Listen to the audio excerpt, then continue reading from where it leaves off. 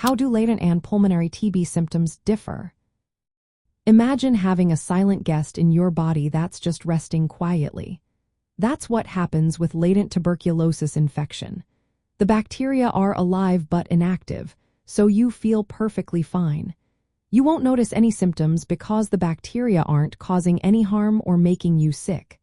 Since there are no symptoms, you can't spread tuberculosis to others. Usually, a chest X-ray looks normal, and the only way to know you have it is through a positive tuberculosis skin test or blood test. People with latent tuberculosis often take medication to prevent the bacteria from waking up and causing active disease later on. Now, picture a different scenario where the bacteria decide to wake up and start multiplying. That's when active pulmonary tuberculosis, or pulmonary TB, takes hold. This form of the disease causes noticeable symptoms that develop gradually but can worsen over weeks. The most common sign is a cough that lasts longer than 3 weeks. Sometimes, this cough brings up blood or thick sputum. Chest pain can also occur, especially when coughing or breathing deeply. You might experience unexplained weight loss, night sweats, fever, and feeling very tired. These symptoms are signs that your lungs are affected and the infection is active.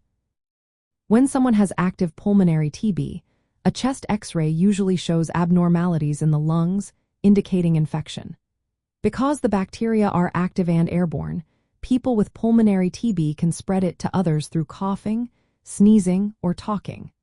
That's why early diagnosis and treatment are so important. Treatment involves taking multiple antibiotics for at least 6 months to fully clear the infection and prevent resistance. In summary, the main difference between latent and pulmonary tuberculosis is whether symptoms are present and whether the bacteria are active. Latent TB is silent, with no symptoms and no risk of spreading, but it can become active if not treated. Pulmonary TB causes symptoms, can spread to others, and requires prompt medical treatment. If you suspect you might have tuberculosis or have been exposed, it's essential to see a healthcare professional for proper testing and guidance. Remember, early detection and treatment are key to controlling the disease and protecting your health and those around you.